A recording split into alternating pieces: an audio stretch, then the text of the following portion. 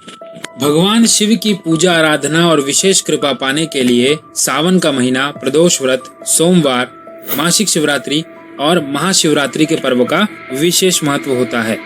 Hindu calendar के अनुसार हर वर्ष फागुन माह के कृष्ण पक्ष की चतुर्दशी तिथि को महाशिवरात्रि मनाई जाती है। वैसे तो हिंदू पंचांग के अनुसार हर एक माह के कृष्ण पक्ष की चतुर्दशी तिथि को मासिक शिवरात्रि का व्रत और पूजा साधना की जाती है, लेकिन फागुन माह की चतुर्दशी तिथि को महाशिवरात्रि के रूप में मनाई जाती है। ज्योतिष ग्रंथों के मुताबिक चतुर्दशी तिथि के स्वामी शिव होते हैं, इसलिए हर महीने के कृष्ण पक्ष की चतुर्दशी तिथि को मासिक शिवरात्रि मनाई जाती है और इस दिन शिव जी की विशेष पूजा करते हैं। महाशिवरात्रि पर्व को लेकर भक्तों में सबसे बड़ी मान्यता यह है कि इस दिन भगवान शिव और माता पार्वती का विवाह हुआ था, लेकिन शिव पुराण के अनुसार यह वह दिन नहीं था जब शिव और माता पार्वती का विवाह हुआ। सुनने में थोड़ा अजीब लग रहा है, लेकिन शिव पुराण यही कहती है। महाशिवरात्रि के दिन शिवलिंग के प्राकट्य के बारे में बताया गया है। आगे वीडियो में बताऊंगा कि आखिर शिव पुराण में कहाँ इसका उल्लेख है। उससे पहले चैनल पर नए हैं तो सब्सक्राइब करना ना भूलें और अपने सनातनी दोस्तों को जरूर शेयर करें।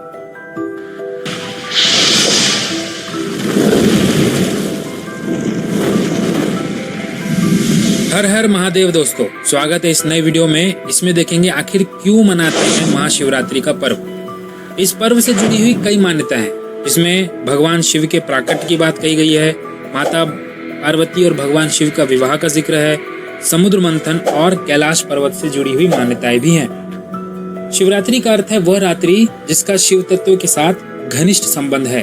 भगवान शिव जी की अति प्रिय रात्रि को शिवरात्रि कहा गया है। इस व्रत में रात भर जागरण और रुद्राभिषेक करने का विधान है। स्कंद पुराण में कहा गया है कि महाशिवरात्रि का पूजन, जागरण और उपवास करने वाले को पुनर्जन्म नहीं हो सकता, अर्थात उसे मोक्ष की प्राप्ति होती है। ब्रह्मा, विष्णु तथा पार्वती के पूछने पर भगवान शिव ने बताया कि शिवरात्रि व्रत करने से महान पुण्य की प्राप्ति होती है। शिव पुराण में मोक्ष के 4 रास्ते बताए गए हैं और इन चारों में भी शिवरात्रि व्रत का विशेष महत्व है, इसलिए इसे जरूर करना चाहिए। उन 4 मान्यताओं में सबसे पहला है लिंग रूप में प्रकट हुए भगवान शिव। शिव पुराण में लिखा है कि महाशिवरात्रि पर ही भगवान शिव पहली बार प्रकट हुए थे। दरअसल ब्रह्मा विष्णु में इस बात पर मतभेद हो गया कि बड़ा कौन है। तब सर्वशक्तिशाली शिव अग्नि स्तंभ बन प्रकट हुए। उन्होंने कहा कि जो भी उनके आदि या अंत का पता लगा ले वही श्रेष्ठ है। दोनों लेकिन असफल रहे और ईश्वर के अस्तित्व को जाना। यही है महाशिवरात्रि मनाने का सबसे बड़ा कारण। दूसरी मान्यता है शिव पार्वती के विवाह का दिन है, यह कहा जाता है। इस दिन भगवान शिव और पार्वती का विवाह हुआ था। भगवान शिव को पाने के लिए देवी पार्वती ने कठिन तपस्या की। भोलेनाथ ने कहा कि वे किसी राजकुमार से शादी करें, क्योंकि एक तपस्वी के साथ रहना आसान नहीं है। पार्वती की हट के आगे अंततः शिव पिघल गए और दोनों का विवाह हुआ।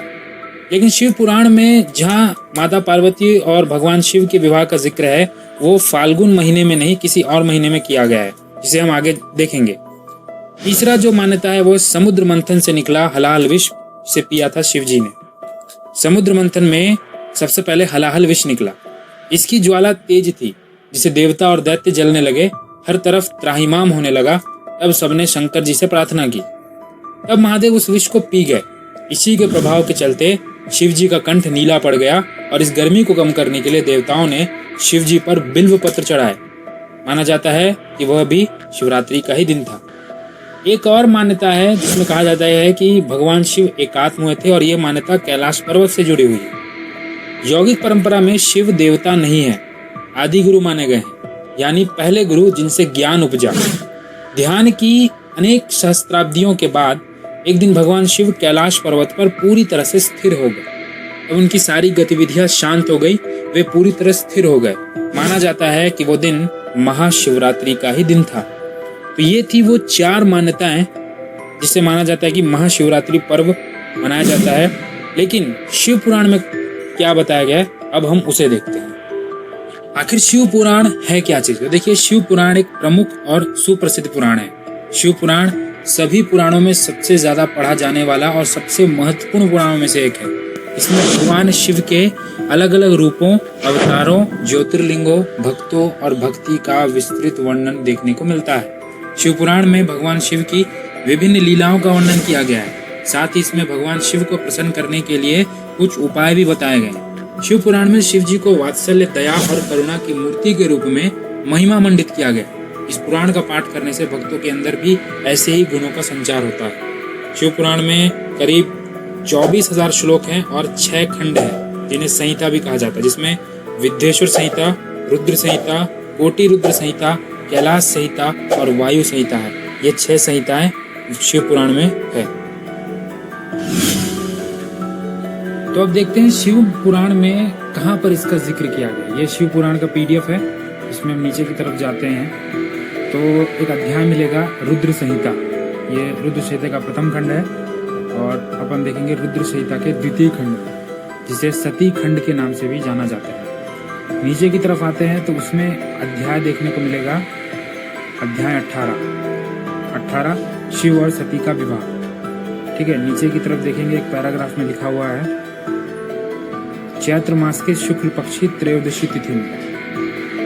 थोड़ा जूम कर लेता हूं मैं, ये देखिए चैत्र मास लिखा है, चैत्र मास के शुक्ल पक्ष की त्रयोदशी तिथि में रविवार को पूर्वा फाल्गुनी नक्षत्र में त्रिलोकीनाथ भगवान शिव की बारात धूमधाम से कैलाश पर्वत से निकली।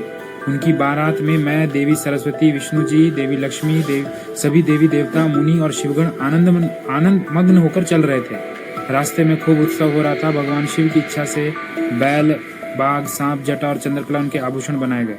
भगवान स्वयं नंदी पर सवार होकर प्रजापति दक्ष के घर पहुंचे थे। यानी उनके विवाह का जो जिक्र है वो 18वें अध्याय में सती खंड में, रुद्र संहिता के सती खंड में चैत्र मास के शुक्ल पक्ष का जिक्र है। ये जो फाल्गुनी है ना, ये फाल्गुन माह नहीं है, फाल्गुनी नक्षत्र ये कुछ और होता है। जिस माह का जिक्र है वो चैत्र मास है, चैत्र मास के शुक्ल पक्ष की त्रयोदशी तिथि में। तो ये था वो पहला प्रसंग। ठीक है, देखिए 18वें अध्याय है, शिव और सती का विवाह। आप भी देख सकते हैं शिव पुराण, जब आप देखेंगे तो उसमें क्लियर ये चीज मेंशन है। यानी महाशिवरात्रि में ये नहीं हुआ है, ये बता रहा है चैत्र मास में। महाशिवरात्रि हम मना रहे हैं फाल्गुन माह में, ये चैत्र, इनका विवाह के बारे में बताया गया चैत्र महीने में। दूसरा प्रसंग अगर हमको देखने को मिलता है तो वही रुद्र संहिता के अगले खंड में जाते हैं, जिसे पार्वती खंड भी कहा गया है।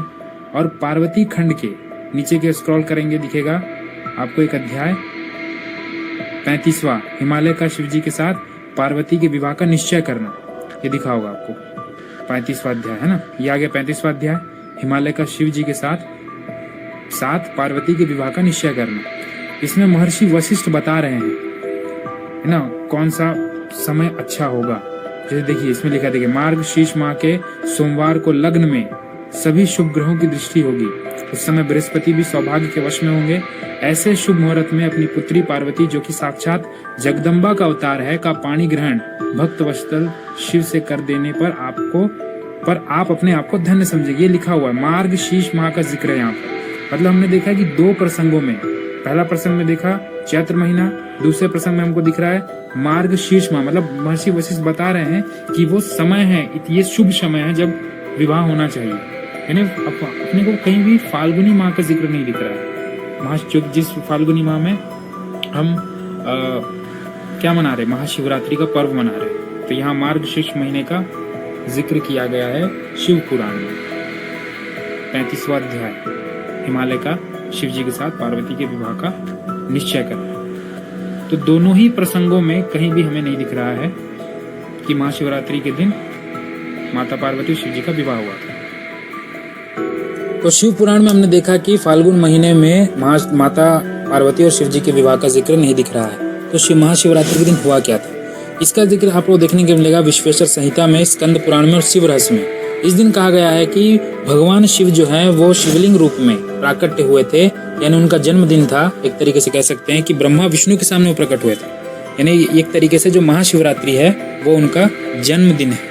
तो चूंकि जो भी हो, कारण जो भी हो, शिव भक्त के लिए बहुत ही खास दिन होता है, शिव आराधना का दिन होता है। और बस इस वीडियो में इतना ही था।